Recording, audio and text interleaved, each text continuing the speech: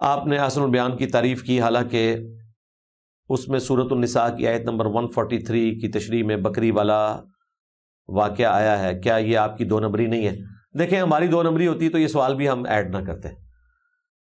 اللہ کے فضل سے دو نمبری یہاں پہ نہیں ہے. اور میں نے ابھی جو ریسنٹ ویڈیو تھی اس میں تفصیلاً بتایا کہ وہ اپنے اعمال کا خود جواب دہ ہے. اب رہا کہ میں نے اگر احسن البیان کی کہیں تعریف کی ہے تو میں تو اعلیٰ حضرت کی بھی تعریف کرتا ہوں. قرآن کے ان کے ترجمے کی کئی چیزوں کی میں نے تعریف کی ہے، بلکہ بریلویوں نے اس کے اوپر کلپس اپلوڈ کیے ہوئے ہیں کہ انجینئر صاحب نے کہا ہے کہ بسم اللہ کا سب سے بہترین ترجمہ اعلیٰ حضرت نے کیا ہے، قل کا سب سے بہترین ترجمہ اعلیٰ حضرت نے کیا ہے. اسی طریقے سے اعلیٰ حضرت نے واللہ خیر الماکرین کا جو ترجمہ کیا ہے اچھا ترجمہ ہے، لیکن اس کی بنیاد پہ دوسروں کو گستاخ کہنا وہاں ہماری ریزرویشن ہے، تو میں نے تعریف کی بھی ہے. اسی طریقے سے اعلیٰ حضرت نے جہاں جہاں کوئی اچھی چیز لکھی ہے تو میں نے اس کی تعریف کی ہے کہ انہوں نے فقہ حنفی سے اختلاف کرتے ہوئے مدینہ شریف کو حرم ڈکلیئر کیا ہے، حالانکہ حنفیوں کے ہاں مدینہ شریف حرم نہیں ہے امام حنیفہ کے نزدیک. تو جہاں اعلیٰ حضرت کی اچھی چیزیں میں نے ان کو سپورٹ کیا، اور باقاعدہ ایاک نعبد و ایاک نستعین کے ترجمے میں نے ان کی تعریف کی ہے کہ انہوں نے پرفیکٹ ترجمہ کیا ہے کہ حال اور مستقبل دونوں کو اس میں شامل کر دیا ہے. اے اللہ تجھی کو پوجیں اور تجھی سے مدد چاہیں، اور تیسری چیز یہ بھی کی کہ دعا بھی اسے بنا دیا. تین چیزیں ایک ترجمے میں جمع کر دی، ورنہ یہ ترجمہ 3 لائنوں میں ہونا تھا ایک پورشن کا. اے اللہ ہم تیری ہی عبادت کرتے ہیں، تیری ہی عبادت کریں گے، اور ہم دعا کرتے ہیں کہ تیری ہی عبادت کرتے رہیں. اور ایاک نستعین کے لیے بھی 3 جملے بولنے پڑنے تھے، تینوں کو اعلیٰ حضرت نے ایک جگہ جمع کر دیا. اے اللہ تجھی کو پوجیں، تجھی سے مدد چاہیں. تجھی کو پوجیں یعنی آج بھی ہم پوج رہے ہیں، مستقبل میں بھی تجھی کو پوجیں، اور تجھی کو پوجیں یہ دعا بھی ہے. تینوں چیزیں ایک جگہ جمع کی تو میں نے تعریف کی ہے. اس کا مطلب یہ ہے کہ اعلیٰ حضرت نے فتاوی رضویہ میں جو بایزید کو ڈیفینڈ کیا ہے کہ وہ کہتا تھا کہ میرا جھنڈا محمد کے جھنڈے سے بڑا ہوگا، قیامت کے دن محمد اور تمام انبیاء میرے جھنڈے کے نیچے ہوں گے، اس کو جو ڈیفینڈ کیا ہے کہ وہ اللہ کا جھنڈا ہوگا. تو یہ کلمات کفر جو بایزید کی طرف اعلیٰ حضرت نے منسوب شدہ کمنٹس کو ڈیفینڈ کیا ہے، گستاخانہ کمنٹس، کفریہ کمنٹس کو، تو یہاں میں اعلیٰ حضرت کے عقیدے کو آن کر رہا ہوں؟ نہیں، میں نے جتنی تعریف کی اتنی کی. تو احسن البیان میں بھی جن چیزوں کی میں نے تعریف کی ہے کہ انہوں نے احادیث اور آیات کے ذریعے تفسیر لکھی ہے، اس کی ہم آج بھی تحسین کرتے ہیں. رہی اس قسم کی بات تو وہ غلط ہے، جو گستاخی ہے وہ گستاخی ہے، اس میں کون سی 2 نمبری والی بات ہے؟ آپ لوگ اس چیز کو کیوں نہیں سمجھتے کہ اگر ہم کسی کی اچھی چیز کی تعریف کرتے ہیں تو اس کی ہر چیز ہمارے کھاتے میں نہیں ڈلتی، البتہ بابوں کے کھاتے میں ڈل جاتی ہے. ہاں، اعلیٰ حضرت اگر سبا سنابل کی تعریف کریں گے نا کہ وہ رسول اللہ کی بارگاہ میں مقبول ہے، تو چشتی رسول اللہ والا واقعہ اعلیٰ حضرت کے کھاتے میں ڈل جائے گا. آج کل لوگ کہہ رہے ہیں کہ جی اعلیٰ حضرت کے کھاتے میں کیوں ڈال دیا، خود انجینئر صاحب بھی کہتے ہیں کھاتے میں نہیں ڈلتا. سرکار وہ ہمارے کیس میں نہیں ڈلتا، اعلیٰ حضرت کے کیس میں ڈل جاتا ہے، کیونکہ اعلیٰ حضرت غوث وقت ہے. غوث وقت پوری کائنات کو اس طرح دیکھتا ہے جس طرح ہتھیلی پہ رائی کا دانا. وہ دلوں کے حال بھی جانتے تھے، ان کو پتا تھا، وہ مارے گئے. ہاں، وہ غوث وقت نہ ہوتے، دلوں کے حال نہ جانتے ہوتے، اور پوری کائنات کو ہتھیلی پہ رائی کے دانے کی طرح نہ دیکھ رہے ہوتے تو بچ جاتے.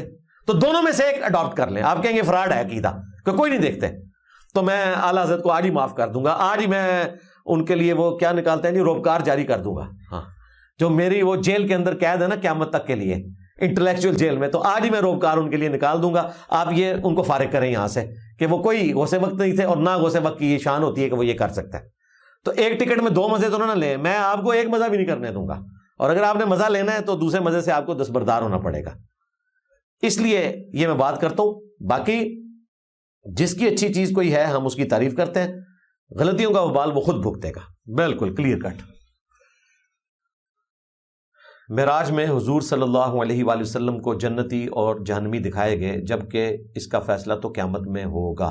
الٹیمیٹلی تو قیامت میں فیصلہ ہوگا، لیکن اس سے پہلے بھی قبر یا تو جنت کے باغوں میں سے ایک باغ ہے یا جہنم کے گڑھوں میں سے ایک گڑھا ہے، لیکن اس کو کوئی فزیکلی آبزرو نہیں کر سکتا. اس کی جڑ قرآن میں موجود ہے سورہ المؤمن میں، جسے سورہ غافر بھی کہتے ہیں، کہ فرعونی صبح و شام آگ پر پیش کیے جاتے ہیں، اور جب قیامت کا دن آئے گا تو پھر وہ بڑے عذاب کی طرف بلائے جائیں گے. یہ عذاب قبر سے جو متعلقہ چیزیں ہیں وہ میں نے الگ سے ریکارڈ کروائی ہوئی ہیں. نبی علیہ السلام کو یا تو ریئل ٹائم وہ لوگ دکھائے گئے جو اس وقت برزخ کے عالم میں، یہاں پہ لفظ عالم بولا جائے گا، جو وہ ٹرمپ کے ناشتے والی سرکار حضرت معاذ اللہ ہشام علیہ ظہیر صاحب بولتے ہیں نا عالم، وہ عالم ہوتا ہے، یہ عالم ہے۔ تو عالم برزخ میں جو ان پہ گزر رہی ہے یا وہ دکھایا گیا، یا پھر مستقبل میں ہونے والے واقعے کو اللہ تعالیٰ نے پہلے ہی نبی علیہ السلام کے سامنے رکھ دیا، جس طرح آپ علیہ السلام نے کئی چیزیں ایسی دیکھی ہیں جو ابھی آپ کی مبارک زندگی میں نہیں ہوئی تھی، اور آپ کو مستقبل اللہ تعالیٰ نے پہلے ہی دکھا دیا۔ تو یہ معجزانہ طریقے پہ ہے چیز۔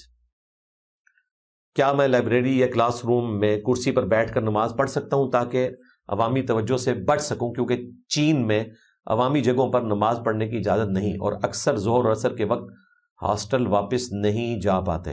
واقعتاً چائنا سے پاکستان کی دوستی اپنی جگہ، لیکن یہ بھی ایک حقیقت ہے کہ چائنا مذہب کے پوائنٹ آف ویو سے انتہائی برا ملک ہے، اور یورپ کے مقابلے پہ تو آپ دور دور تک چائنا میں کوئی خیر والا پہلو نہیں دیکھتے مذہبی آزادی کے پوائنٹ آف ویو سے۔ اس لحاظ سے تو یورپ، امریکہ مسلمانوں کے لیے جنت ہے، اور چائنا آلموسٹ جہنم ہے۔